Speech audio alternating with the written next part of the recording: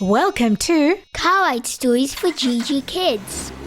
a place where Kids like us we'll be inspired. by Awesome Christian stories. Oh, girls, I'm so glad you came to bake today and came to my house. Oh, we loved coming. Thank you for inviting us, Esther. Can I help you bake too? Of course you can bake. This is the best thing to do with my friends in the kitchen. My brother Logan says that I'm too little to bake and I'm too little to do a lot of things.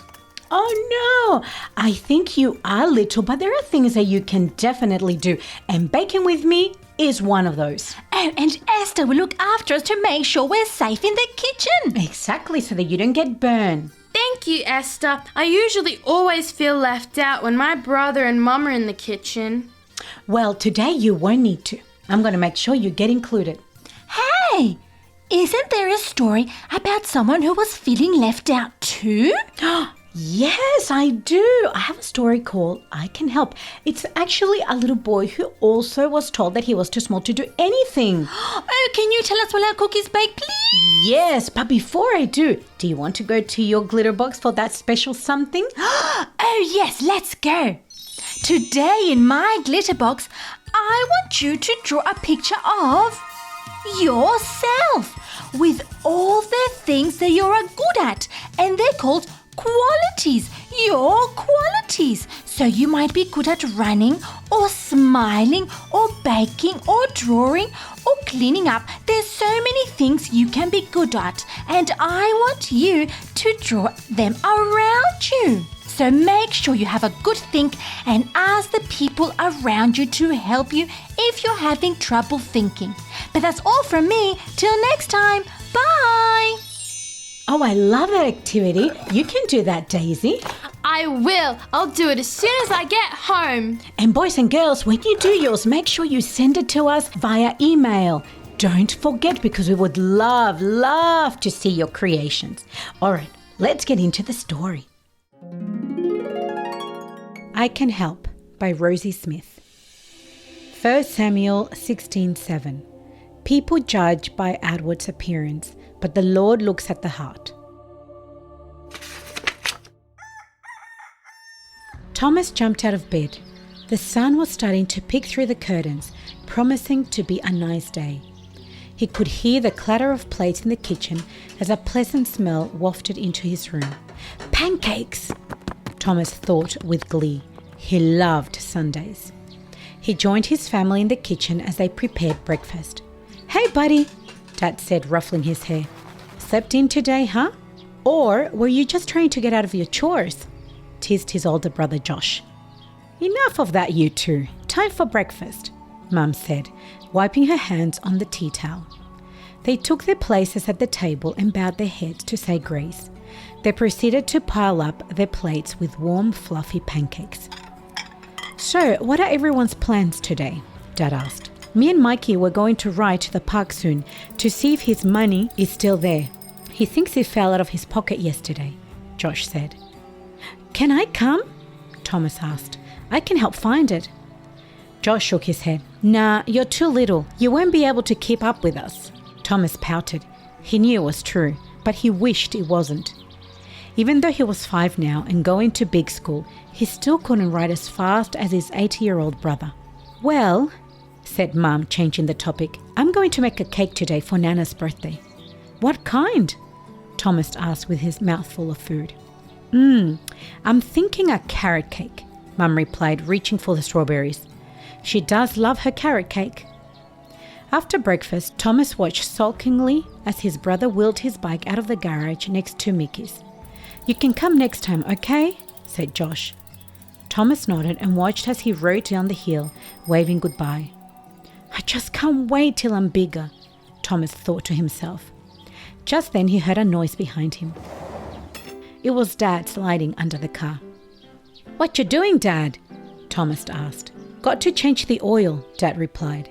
"It's well overdue." Thomas lay down on his belly to have a look. His dad had a spanner in one hand and seemed to be trying to loosen something with great effort. "This thing is so tight," Dad grunted. "I can help," Thomas said. Oh, thanks, Bud, said Dad. But your muscles are a bit too small for this job. Why don't you go and play outside? He suggested. Okay, Thomas sighed. He walked out of the garage into the kitchen and saw Mum putting on her apron. What's up, honey? Mum asked. You look a bit down. Nothing, Thomas shrugged.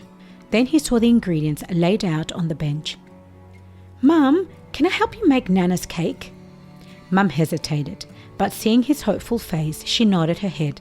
Sure, you can help me. Thomas quickly washed his hands, then dragged a chair over to stand on. Okay, so we need 2 cups of flour, Mum said, watching nervously as Thomas tried scooping up flour to pour into the bowl.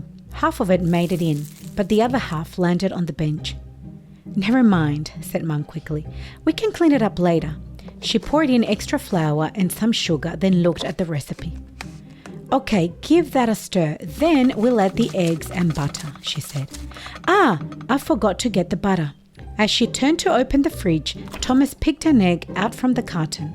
He'd seen his mum crack plenty of eggs. Surely it wasn't that hard. Thomas banged the egg hard against the bench.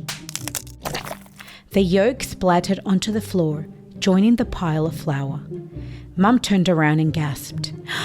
What are you doing? Thomas looked down at the mess. I was just adding the egg, he stammered. Sorry, Mum. Mum took a deep breath. It's okay. I know it was an accident, she said.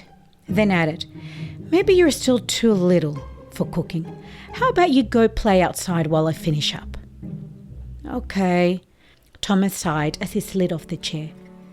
Maybe I am too small to help, he thought to himself. I don't seem to be good at anything.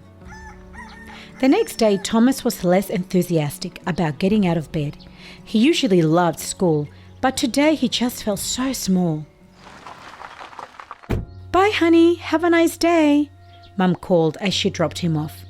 Thomas waved, then slowly trudged to his classroom. The morning went fast with maths rotations and journal writing. Before he knew it, the bell was ringing and everyone was rushing outside to recess. As Thomas sat eating lunch with his friends, he suddenly spotted a little boy sitting on his own next to the basketball courts. Thomas hadn't seen him before and assumed he must be new. Let's go play soccer, one of his friends shouted, interrupting his train of thoughts. Yeah, chorused the other boys. Thomas stood up to go, but then thought about the lonely boy again. I'll come down soon, Thomas yelled as his friends ran towards the oval. He walked over to the little boy. Hey, he said shyly. The boy looked up, surprised. Hey, he replied.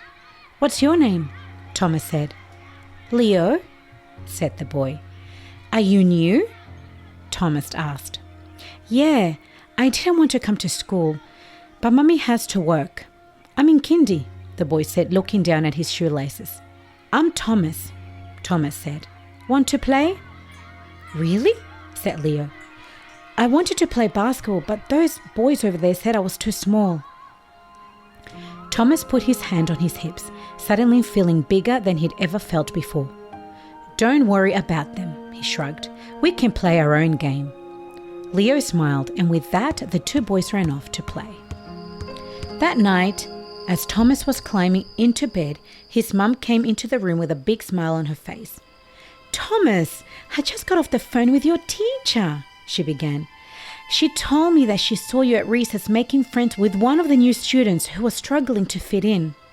Oh, Leo? Thomas said, pulling up his blanket. Yeah, he's nice. We played basketball.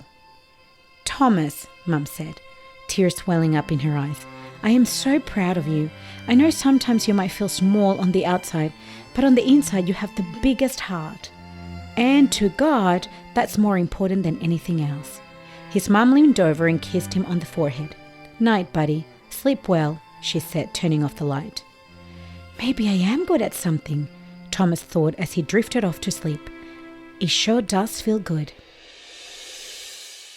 Ooh, I can smell those cookies. They smell so good. All right, I'm going to get them out of the oven. Put my mittens on so I don't get burned. Stand back, girls. Ooh. I can smell them. Okay, here they are. Ooh, they look amazing. Well done. Wow, I can't believe I helped you make those. I know now that even though I'm small, I can still help out. That's right, Daisy, you can. We both can. Thanks for helping us, Esther. Oh, you're both welcome. All right, how about we get some milk and cookies? Yay! Okay, boys and girls, that's all from us. Bye! I wonder how many cookies I can eat. And don't forget, girls, you are Gigi, gorgeous in God's image. And boys, you are also Gigi, great in God's image.